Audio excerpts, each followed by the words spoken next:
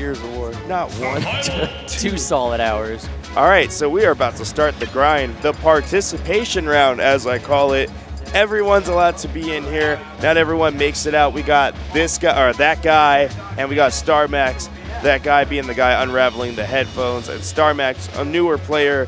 I feel like he should be playing Rosalina, but more than likely he's gonna play with my heart. And of course, I think I have seen him with Captain Falcon and Marth before, though. So yeah, you would think though, like Star, like Kirby or something Star related, or something high tier related. Come on, man. Well, I heard that that guy usually plays high tier characters, so the fact that he's using Ike is like, all right. High tier. You might have seen his Oz video. And I need fundamentals. I know, right? I need to build my neutrals, my funds. It could be that, or everyone's been watching how many upsets have been happening, and they're like, I want to be like that guy that played a low tier character and won. Like Bowser Jr.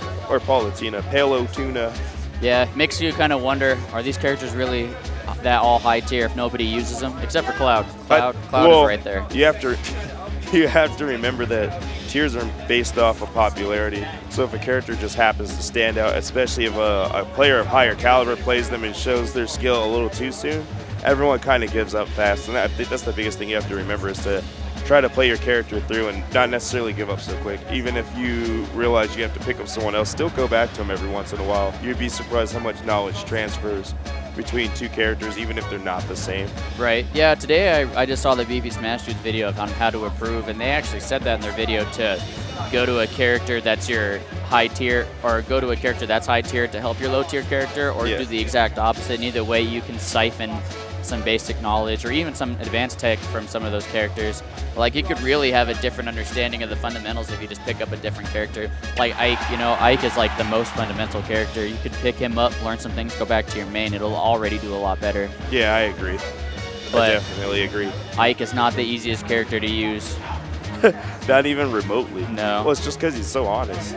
Yeah. We need liars in our life. I know. That's why we have Congress. All right, so here we go. It looks like I'm thinking probably Smashville as a starter. Just kidding. Apparently these two like pain and treachery, as they are going to Lilat as their first stage. Could be good. They're on 3 stocks. Hey, Dan. Okay, so that could have been bad. So they are on 3 stocks. Thought I was in Texas there for a second. I did just see some stuff on Facebook about how people think we should boost things up to 3 stocks because of how many upsets there are. Wait, change the time. Time. I told him. Are you taking credit? Dude, I have life lag, all right? I said that like 4 minutes ago. Thanks trying to fight me. You know what? I'm not going to look at him. That starts fights. He's a Cowboys fan. I already feel bad for him. Oh, okay. All right. Can't defend himself. All right, so first match, StarrMax. Still chose Lilat. Oh, yeah. Well, yeah, I know, right? That was actually the only not mistake, is Lilat, which is usually the biggest mistake, Lilat. That's the accident stage that people choose. But they're both playing severely aggressive right now.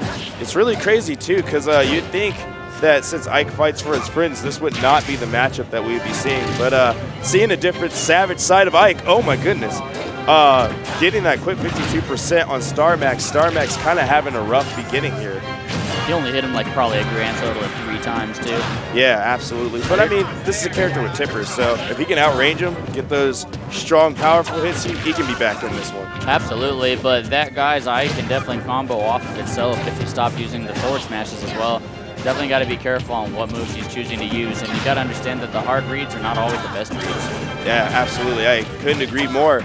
Just barely escaping that edge situation. I really thought that was going to turn into some things in terms of Ike's favor, or in terms of Marth's favor, but looked like he preemptively did down smash and then just kind of gave up right there. Right, yeah, he kind of just decided that give up on everything, including life at that point. Ike definitely having that stage control, though. He is keeping charge until he tries doing a dash attack on edge. Come on, man. Here we go. It looks like these two are definitely going for the hardest reads of all time. That forward smash even, not necessarily the most opted decision, but somehow it pans out in his favor, and I really love the B reverse he did with Shield Breaker, putting that guy in a predicament. I don't think he had a jump, or I think he was really trying to push it to the limit there. Oh, good. Try to find the new meta, because some characters can go all the way through Lilat for no reason at no given time. Yeah, I mean, that sword usually is the biggest antidote to anything. I mean, including the fact that it can bleed through the middle of the stage and he can still recover, but not at that. Oh, my goodness. He was just waiting for that percent just so he could forward air him out of nowhere. I know, right? He was potentially getting hit. He's like, I baited you to do this. I feel like that's part of the advantage, is comboing off of what moves you were already hitting with Ike, and not even really spacing as much as, you know, making the best with what attacks you're using, getting him to a severely high percent, so when you do get a one solid hit, you'll kill him. Yeah. These forward smashes are not doing so well, and if StarrMax spaces that out a little bit better, he can get a perfect tipper on him just for doing that. Yeah, I mean, I think it's something he needs to look into. That guy seems to go for a lot of heavy hitting options. Oh my goodness. And slightly unsafe recoveries. Absolutely. He might just be trying to catch the platform, but Lilat is not his friend right now. You know, I couldn't agree more.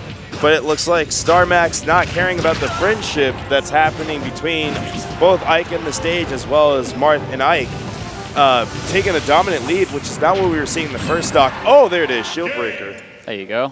Perfect spacing out, because you could see that that guy was throwing out way too many hitboxes. And I think what StarrMax was doing, it's weird because he was picking up on the things that probably shouldn't have been getting hit, but the things that he should have ultra hype combo player of the week, you know, he didn't pick up on those. But even then, he still made the things that he was getting work for his advantage.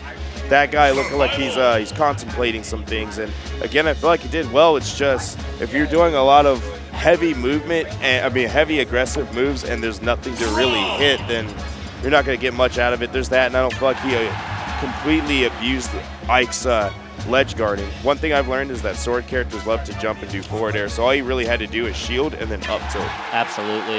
Yeah, and he was throwing out way too many hitboxes for being a slow character. Well, we're bringing out beep boop, boop boop, beep boop bop. We've seen him in SpongeBob as a walkie-talkie, and now we see him in Smash 4 as a robot who throws looks like a dreidel that is made from Germany. I have no idea, I guess robotic dreidel.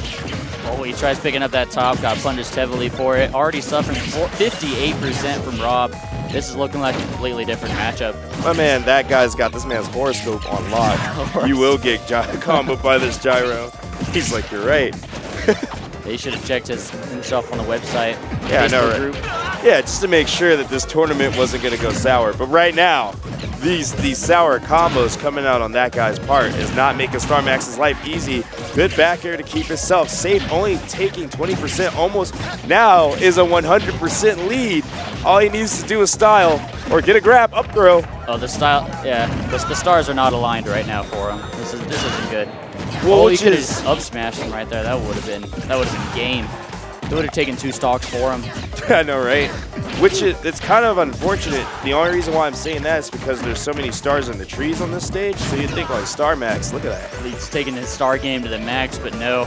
Just gives that guy more hurt boxes to hit. That guy is doing this on purpose as a personal vendetta taunt of some weird nature. No, this stage is actually really good for R.O.B, especially if you can abuse the win and initiate him, make him a member of the Robo Beep Bop Club. Just like the blender and the register. All right, I'll stop with the smartphone. Anyway, so we have 65% on R.O.B. That guy's doing an amazing job at running away with the situation right now. StarrMax, I'm thinking he does not necessarily know how to deal with a character with projectiles just because he is not going about avoiding the projectile and then going for the hit. I almost feel like he's trying to strike the projectile as if it is a physical hit. Right, he's either trying to force himself in too much, or he's trying to stay way too far back that once R.O.B throws out a projectile, he can't punish him before he throws out another one. Giving R.O.B too little credit for how fast he can bring out projectiles. That was really good edge guarding right there. I was going to say, and I see why he doesn't give him credit because he can just slice him. Slice and dice. Yeah, I mean, he's doing better now that he's behind, and maybe he's just got a rage factor to him where if things are not working in his favor, he just kicks it up a notch. Because, I mean, what lead? Either that or that guy's just trying to figure out how to hold the lead because he wasn't even trying to like keep doing what he was doing that was right. He just kept trying to run away. How are you going to try to run away as R.O.B? That's true. Like, where are you going to go? Fact, R.O.B does not have legs, so running is not what you would call it. His little purring when he runs. Zooming, maybe like magnetic gliding. I don't know. I wouldn't call it running. And I agree. I was just going to point that out that he stopped playing more like himself and started playing kind of like a mental run, I need a camp type of game, and it just did not work out for him. StarrMax really feeling himself, those perfect pivots. I mean, the dash dancing. He looks like he's just kind of toying with him at this point, and as soon as he gets away from him for no reason, gives that guy that lead, or the couple hits that he needs to make this a pretty even game. Oh, nice down air. All right, so I'm expecting some type of edge guard. There it is. Gonna put him in the air though. Oh, never mind. It doesn't really matter. That guy trying to get him out of the way. That situation made me so sad that I felt like I needed to shake your hand even though we weren't playing. This was like, you had the lead. I mean, it happens though. That guy hopefully walking away learning from what